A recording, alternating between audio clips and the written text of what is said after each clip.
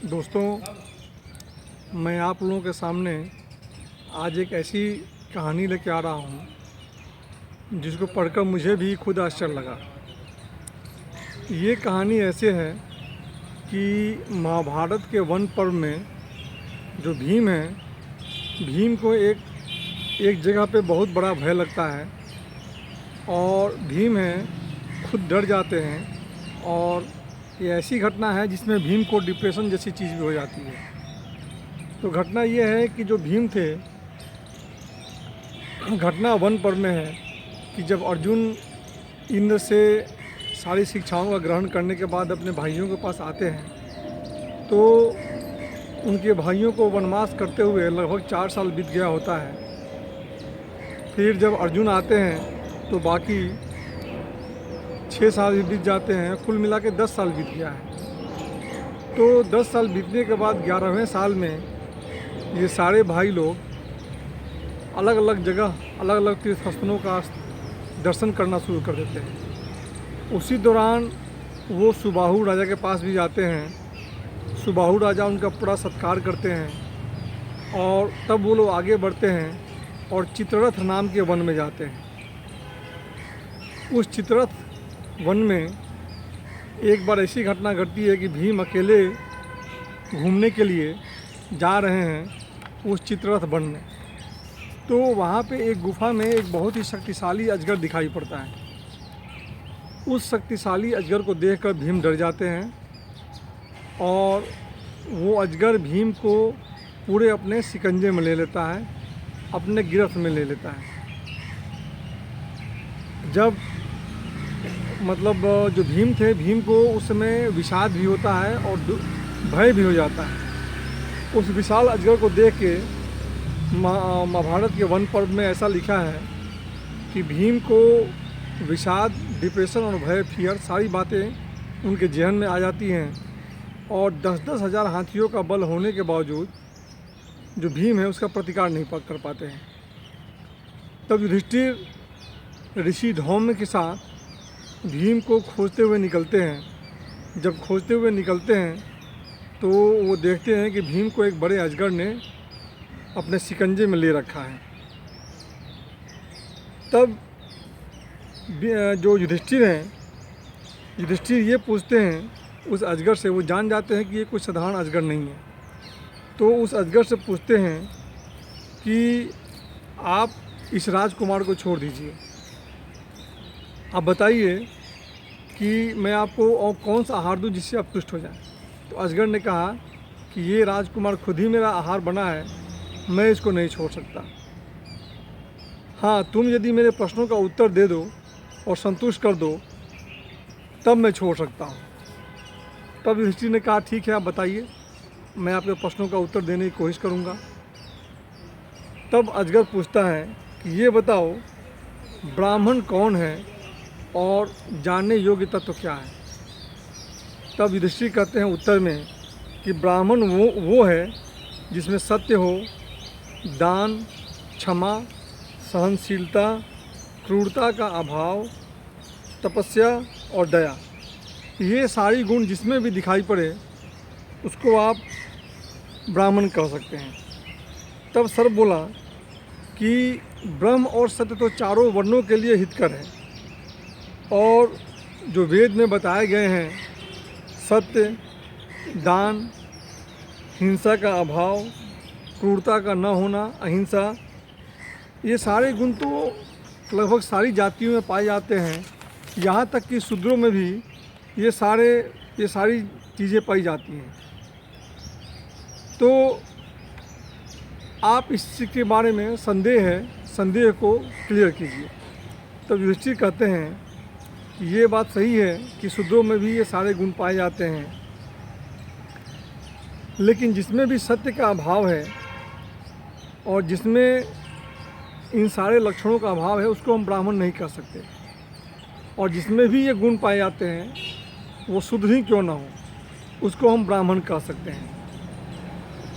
युधिष्ठिर आए कहते हैं कि मनुष्य की जाति की परीक्षा करना इतना आसान नहीं है, क्योंकि इस समय हाइब्रिड मैरिज हो रहे हैं, संकर शादियां हो रही हैं और बोलचाल में मैथुन की प्रवृत्ति में जन्म और मरण, इन सारी चीज़ों में लगभग सारी जातियों में एक तरह के भाव देखे जा रहे हैं। इसलिए जातिगत निर्धारण करना बड़ा मुश्किल है।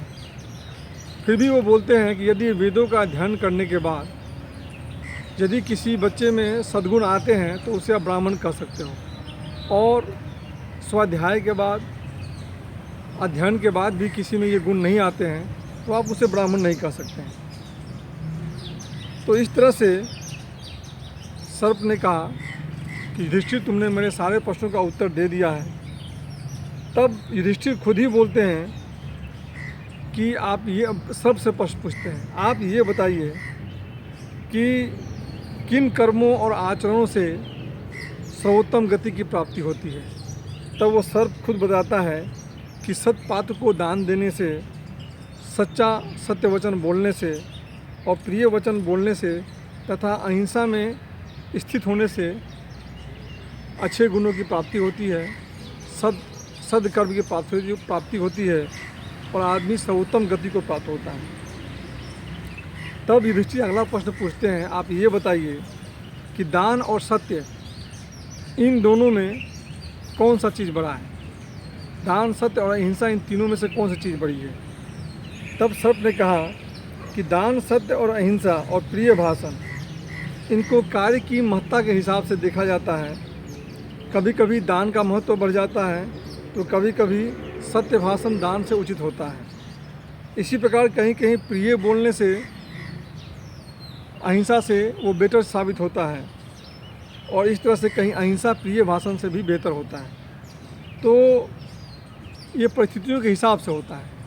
तब युधिष्ठिर अगला प्रश्न पूछते हैं सर्प से कि आप ये बताइए, एक आदमी है, एक मनुष्य है कि वो मरने के बाद तो अपना शरीर त्याग देता है, तो फिर वो बिना देह के स्वर्ग की प्राप्ति कैसे करता है? तो सर्प है, सर्प भी महाज्ञानी है। सर्प बताता है कि शरीर त्यागने के बाद आदमी अपने कर्मों के हिसाब से आगे बढ़ता है। यदि वो आलस त्याग करके अहिंसा का पालन करते हुए और त्याग का पालन करते हुए, दान का पालन करते हुए जीता है तो उसे स्वर्ग की प्राप्ति होती है। और यदि वो काम, क्रोध, लोभ, अहंकार, हिंसा में लिप्त रहता है तो उसे पशुओं की योनि की प्राप्ति हो जाती है। तब युधिष्ठिर से अगला प्रश्न पूछते हैं कि शब्द, स्पर्श, रूप, रस और गंध, इनका आधार क्या है?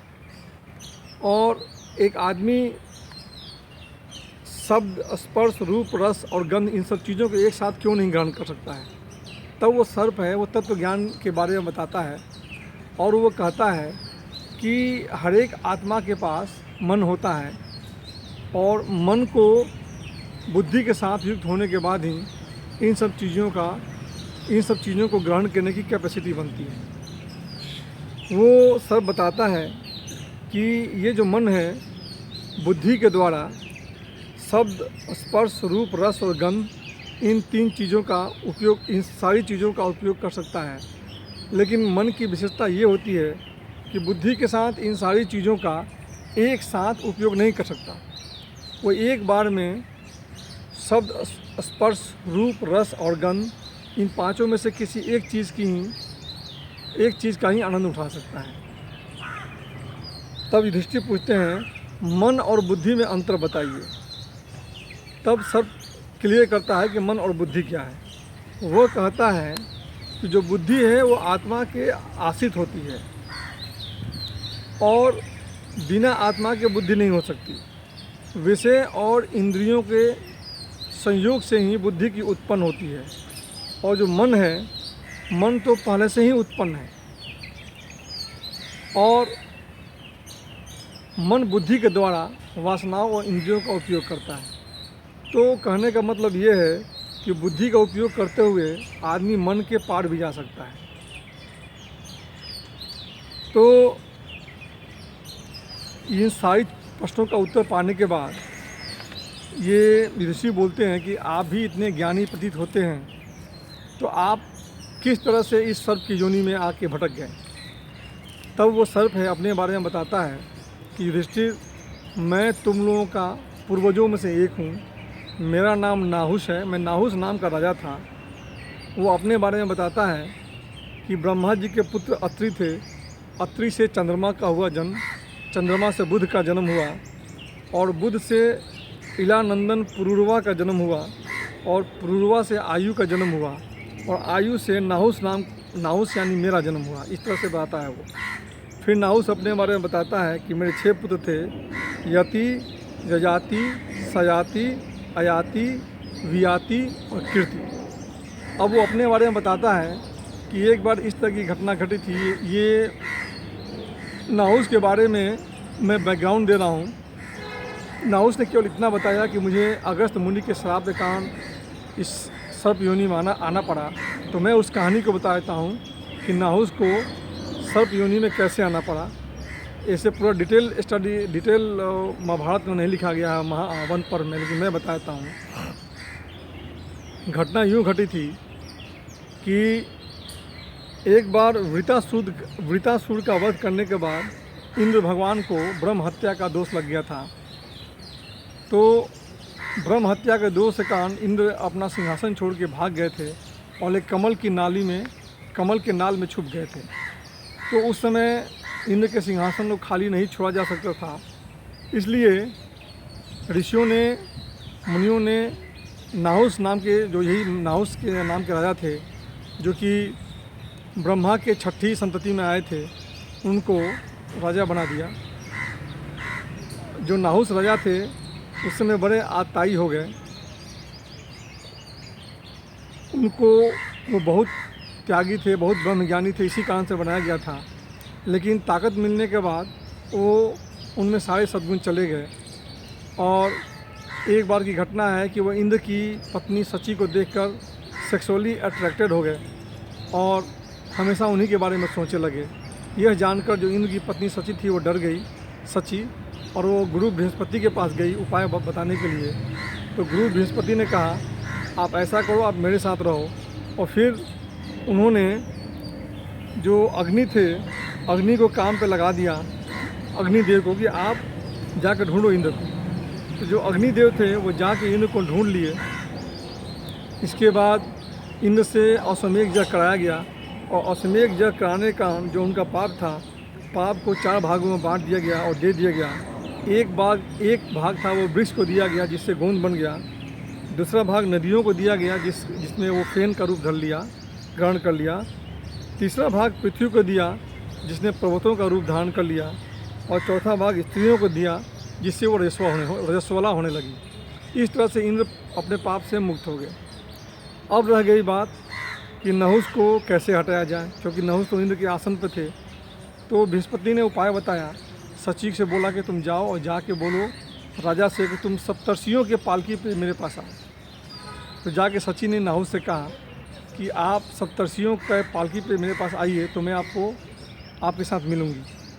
और काम के धुन में कामांध होकर नाहुस गए सप्तर्षियों के पास और कहा कि आप पालकी में मुझे सची के पास ले चलो, इंद्र की पत्नी के पास। तो सप्तर्षियों ने शुरू में तो वो स्वीकार नहीं कर रहे थे, लेकिन इंद्र के सिंहासन का ख्याल करके वो उनको ले चले। नाहुस उस समय कमान हो गए थे और उन्होंने सप्तर्षियों को पैर से मारा, अगस्त मुनि को पैर से मारा और कहा सर्प मतलब तेज़ चलो। इस बात पे अगस्त मुनि को काफ़ी गुस्सा आ गया और अगस्त मुनि ने श्राप दे दिया नाहुस को कि तुम जाके सर्प की योनि में अपना जीवन बिताओगे हजारों साल तक। बाद में नाहुस को अपनी गलती का एहसास हुआ तो उन्होंने उनसे क्षमा मांगी और अगस्त मुनि ने उनको क्षमा दान किया। इस तरह से कहा कि युधिष्ठिर आएंगे, तुम्हारी बातों का जवाब देंगे, तुम्हारा ज्ञान खुलेगा तो तुम्हें मुक्ति मिल जाएगी। तो ये घटना घटी। इस तरह से नाहुस, ये प्रकरण है कि वन पर्व में नाहुस के प्रश्नों का उत्तर देकर युधिष्ठिर ने ज्ञान का संचार किया और नाहुस को भी अपने श्राप से मुक्ति मिली और इस तरह से उन्होंने भीम को छोड़कर अपना शरीर त्याग दिया। तो इस तरह से ये कहानी थी जो मुझे भीम के बारे में पता चला और किस तरह से युधिष्ठिर ने भीम को अपने ज्ञान के कारण मृत्यु से मुक्ति दिलाई। दोस्तों, आप लोगों ने इस कहानी को सुना, इसके लिए आप लोगों का धन्यवाद करता हूं। मैं अजय अमिताभ सुमन बेनाम कोना बाजारी आप लोगों का इस बात के लिए धन्यवाद करता हूं।